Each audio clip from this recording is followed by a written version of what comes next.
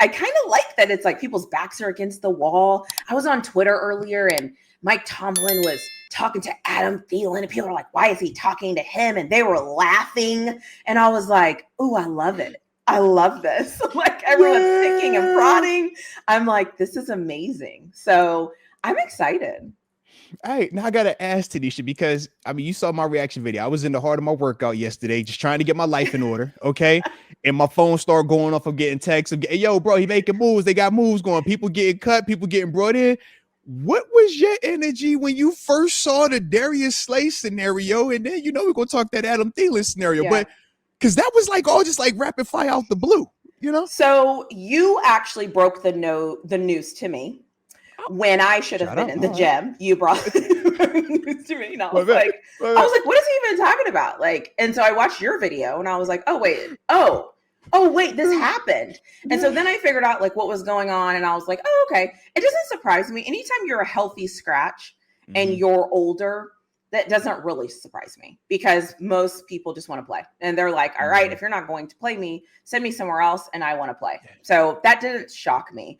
I think then the flip side, Adam Thielen also didn't surprise me because in my mind, I'm like, we all know what we need.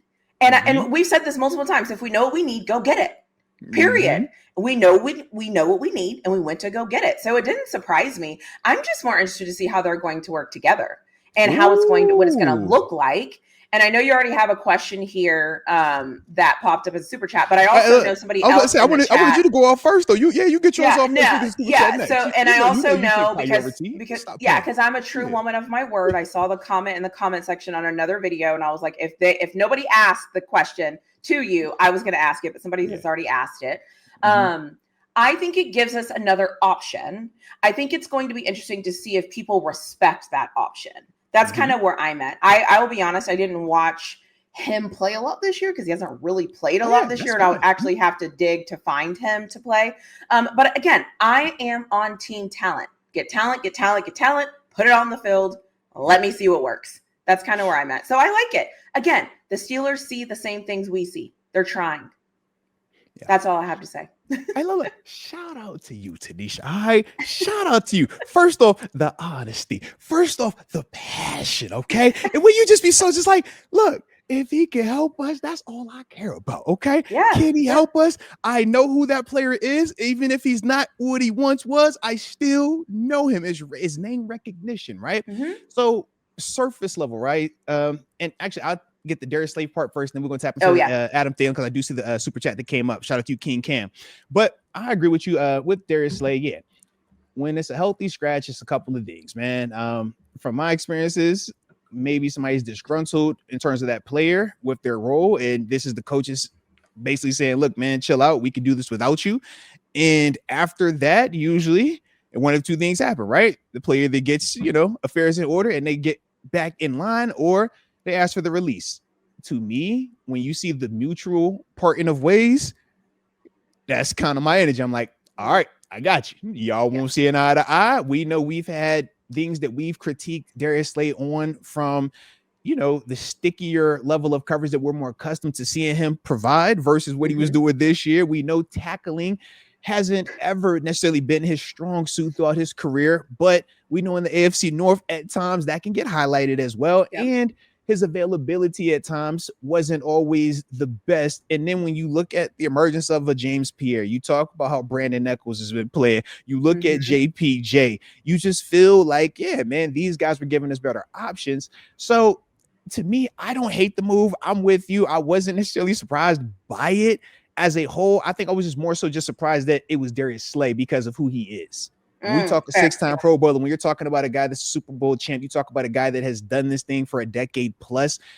Traditionally, those guys, from my experiences, usually are the ones that will lean back into it. But this was one of those ones where when you're talking about outside free agents, this is part of the game. You don't know if they're going to be able to stay locked in when adversity hits. And stylistically, when you want certain things, that player might not respond the same way. We saw that with the pass rusher a couple of years ago as well, right?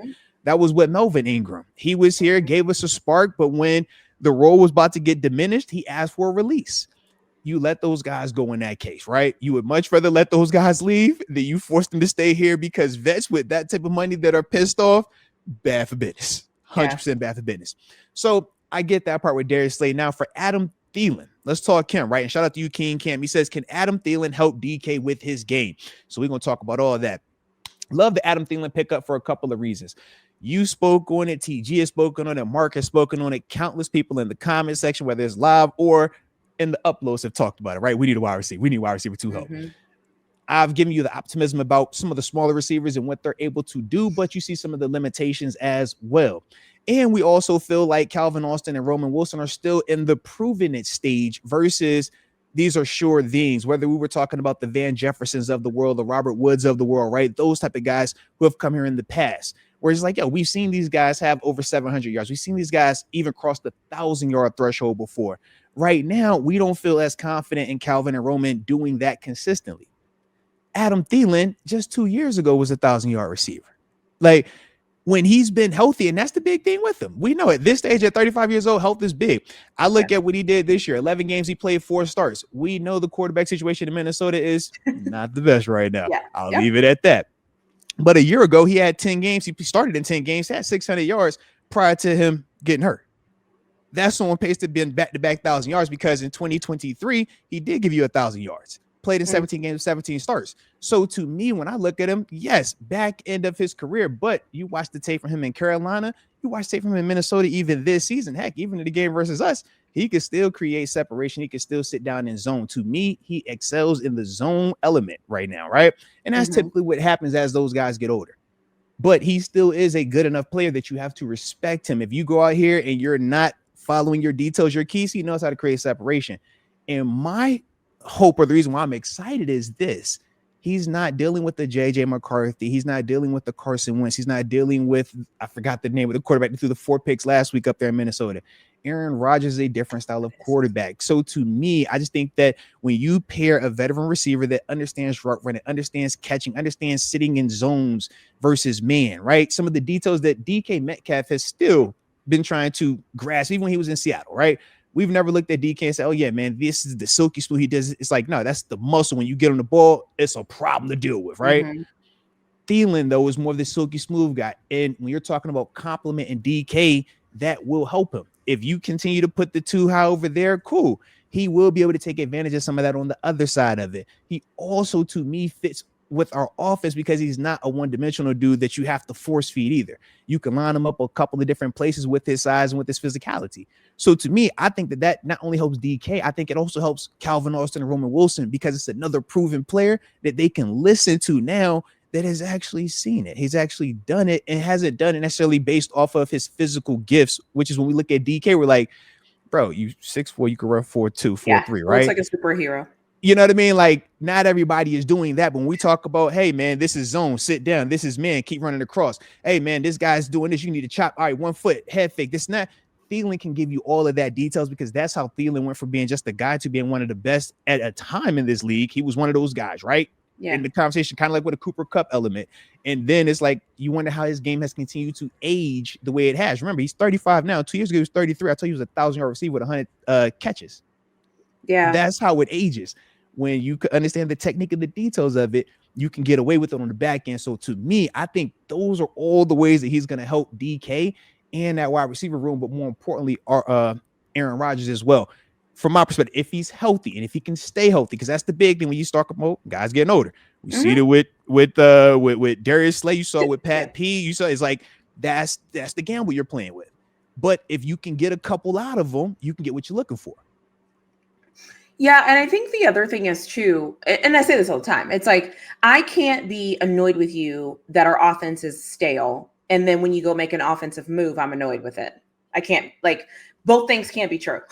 And so for me, I've been whining about this offense what seems like forever, and I'm willing to see what it's going to look like. And I just like that.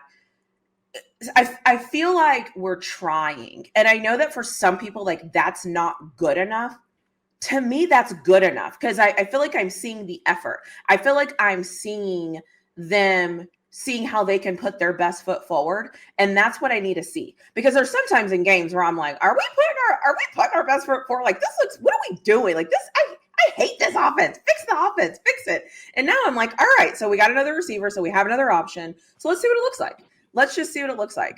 But yeah, I mean, and the other cool thing is too, is like, if it's going to fall down, you're going out swinging, right? Like you're going out with the effort. You're going out with the effort. And that's how I want you to go down. I don't want you to go out and quit and be a whiny little, I won't say a cuss word, but be whiny. Look, I appreciate you. You know, I appreciate you that. Because we was on the same page. I was like, I know what they are, but So I'm like, let me be a whiny little, and then, yeah, you know, that's maturity, that's growth, you know. I see. So yeah, so I was like, let me correct myself. But anyways, yeah, that's how I feel. And again, like everything, everyone is still going to find a reason to complain and whine it's not good enough. And so if it's not good enough for you, that's fantastic. If it is good enough for you, that's also fantastic. That's where we're at. Absolutely. Because look, for some people, man, they want Justin Jefferson to be the guy to get signed. I get it. We all do, right? Me too. Ain't nothing wrong with that. Okay. Promise ain't nothing wrong with that. But I forgot. I actually want to give this guy credit too, man. Let me see if I can find you real quick. I might be able to find you. But my man was basically like, yo, this is a Jordy Nelson type of player, right? A Jordy Nelson type of sign. And when you think of Jordy Nelson, think of what he was doing with Aaron Rodgers in Green Bay. That to me is spot on when you're talking about the Adam Thielen type. Oh, here it is. Tom J. Shout out to you, man. A Jordy Nelson type. Absolutely, man. To me, though, not everybody's going to love that type of receiver, right? Some people want it to be Antonio Brown. Some people want it to be OBJ, right? We talked about that with TG. To me personally, I think that this is of all the potential names that we have been throwing out, that we have been discussing since last show or since this weekend, heck, I didn't even know he was on the radar, right? But that's the beautiful part about, you know, hey, they make a move. Cool. Now we can go here and swoop in. This wasn't an option last week. It is now, though. I like that a lot, because I do feel like we need proven guys at that position right now. We've tried to give some of the younger guys chances. We've even, to an extent, with DK being a younger guy, right? He's not a 10-year guy just yet. It's like, man, we're even trying to give him a chance to show that he can pull the group up with his production and leadership. But as a whole, we're still kind of in this, you know, stagnant space. So just like you said, man, if we're going to go down, David, go down swinging. Like you said, man, you better not come back with that clip having any bullets in it, all right? I want you to unload every single thing. And if we lose, we lose. If we die, we die. So be it. We'll deal with that then. We go on. Hey, man, kumbaya. We'll all be doing the, was it? That's the military stuff. When the military everybody die, you know that. But isn't that... Isn't that okay? Is it called like taps or something like that? You know about it?